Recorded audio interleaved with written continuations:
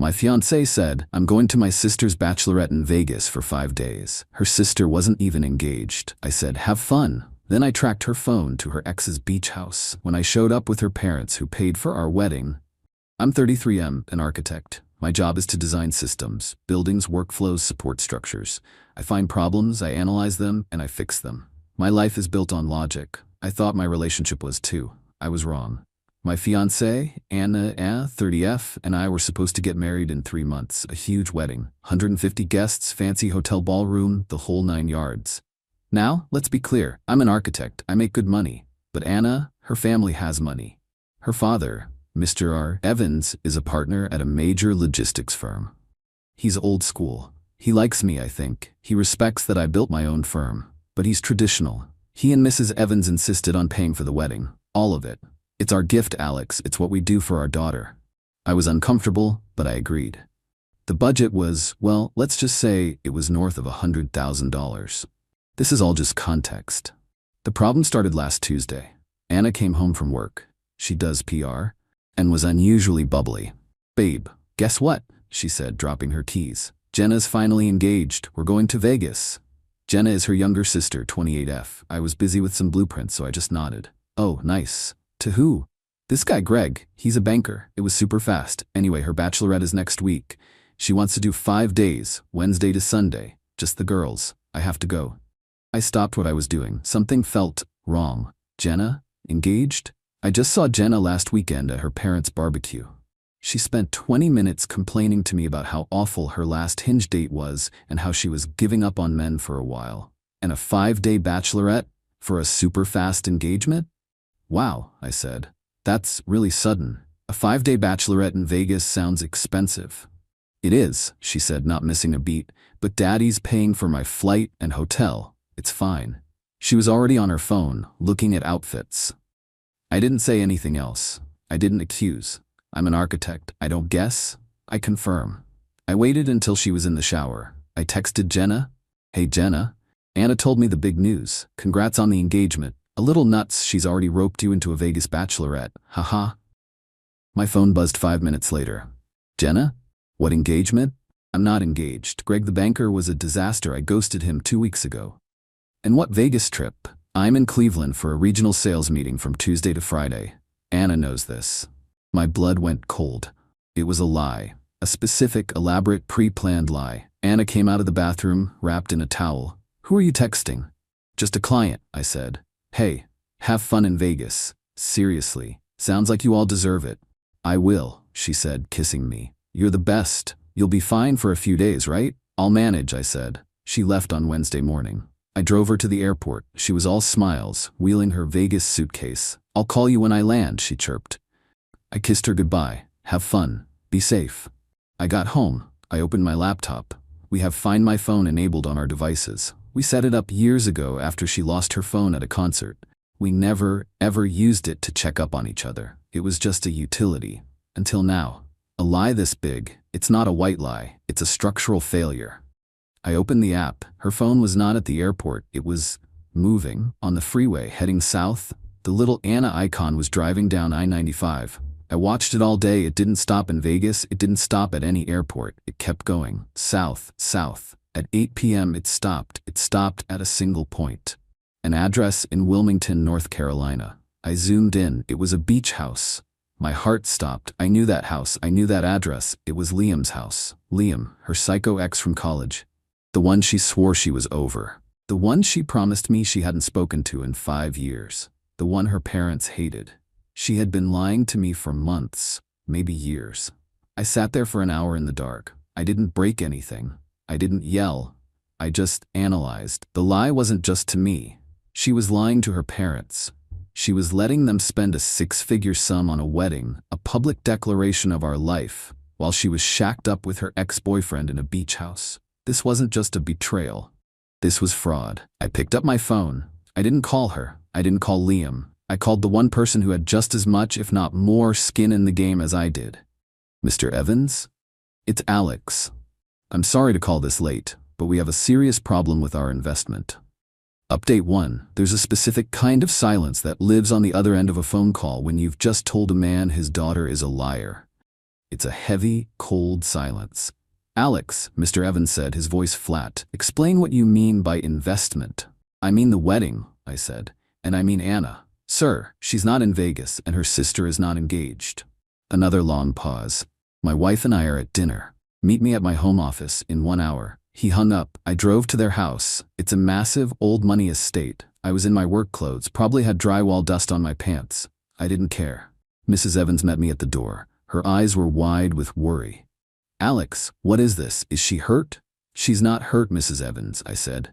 She's just not where she said she'd be. I was led to his office. Mr. Evans was sitting behind his huge mahogany desk, hands steepled. Lay it out, he said. So I did. Like I was presenting a structural analysis to a client, the Vegas story, the Jenna Bachelorette. I handed him my phone. Here are the texts from Jenna, from 2 hours ago. She's in Cleveland and she's not engaged. I opened my laptop. And this is Find My Phone.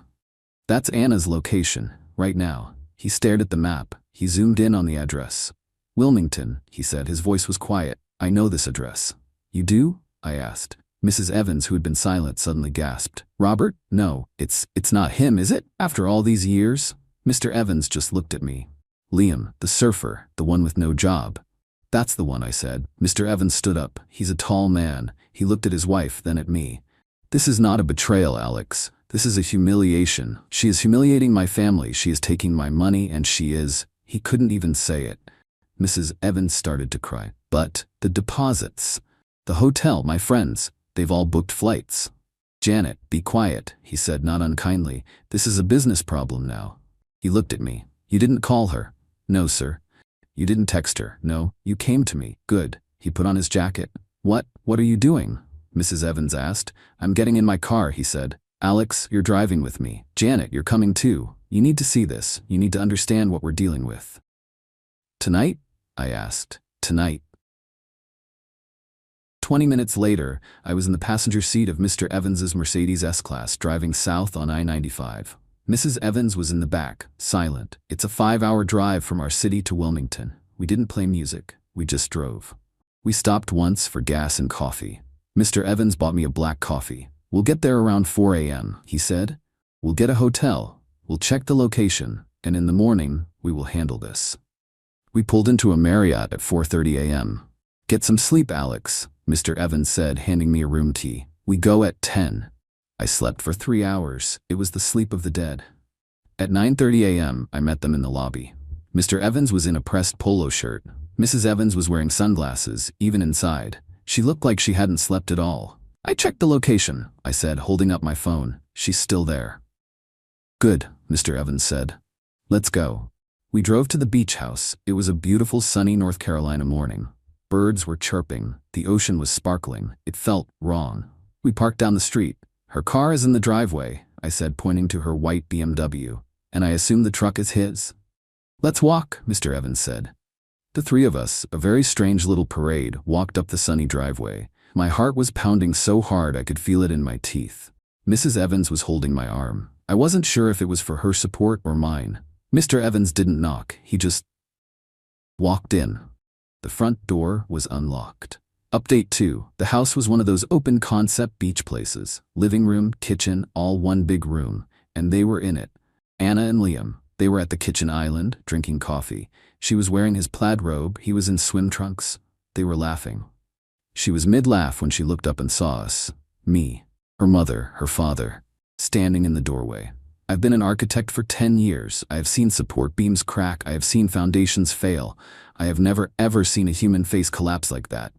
The laugh died. The coffee cup slipped from her hand and shattered on the tile floor. Daddy? That's all she said. Just, Daddy? Liam, the ex, just looked confused. Babe, who's this? Mr. Evans didn't look at Liam. He didn't look at me. He just stared at his daughter, who was standing in a puddle of coffee, wearing another man's robe. Get dressed, Anna, he said. His voice was so quiet it was terrifying. What are you doing here? How did you... Alex, did you follow me? You tracked me? She was looking for an angle, a way to make this my fault. You're a psycho. You're controlling. I just stood there. I didn't have to say a thing. Alex didn't do anything, Mrs. Evans said, her voice shaking, but finding its steel. Your sister Anna, we spoke to Jenna. Jenna? Anna's face went white. She knew. "She's in Cleveland, dear," Mrs. Evans said, "and she's not engaged." Anna had nothing. She just deflated. "So," Liam said, finally chiming in, "this is awkward. You guys want some coffee?" Mr. Evans turned his head very slowly and looked at this man for the first time. "You," he said, "you're the reason." "Hey man," Liam said, putting his hands up, "this is on her. She called me. She said she was single. I didn't know this." He motioned to all of us. "She what?" Anna whispered. "Liam, what are you? You knew I was engaged. We talked about it." "Yeah, we talked about how you were unhappy," Liam said, backing away. "You told me you were gonna leave him. I'm not a homewrecker, man. I'm not getting involved in this." He was throwing her under the bus. In 30 seconds, it was beautiful.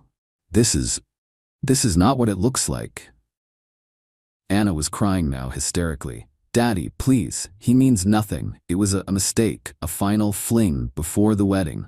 "A fling," Mr. Evans repeated. "Alex, baby, please," she begged, looking at me. "I love you. This was just a stupid thing. Please, let's just go home. We can fix this. Don't let them ruin this." I just looked at her. "There's nothing to fix, Anna. The structure is rotten." "What does that mean?" she screamed. "It means," I said, "that you lied. About your sister, about Vegas, about him. You lied to me, and you lied to your parents while you were spending their money." Mr. Evans stepped forward. "The wedding is off, Anna." "What? No, Daddy, you can't. It's all paid for." "Yes," he said, "it is, and I will spend the next month getting my money back. Your mother and I, we are done. We are so ashamed." You're choosing him over me?" She shrieked, pointing at me. "I'm choosing myself," Mr. Evans said. "I'm choosing my own dignity, which you have spat on. You've made me a fool. You've made your mother a fool." He turned to Liam. "She's all yours." Liam just scoffed. "No way, man. I'm not dealing with this. I want you all out."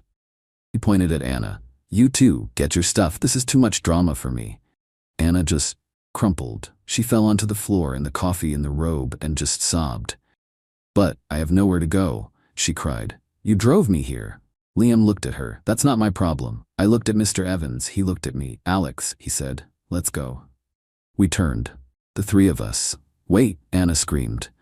You're not just leaving me here, Alex?" "Malix, Dad, you can't." Mrs. Evans stopped. She turned. She walked back. She didn't look at Anna. She looked at the counter. She saw Anna's purse. She reached into it, pulled out Anna's wallet. She took out a single credit card. "This," she said, holding it up. "This is the emergency card we gave you, the one we pay for. You can use it to get a bus ticket home. We'll be expecting you to pay us back." She tossed it on the floor next to her. Then she turned and she didn't look back. We walked out. We got in the S-Class. The last thing I heard was Anna screaming my name. We drove away.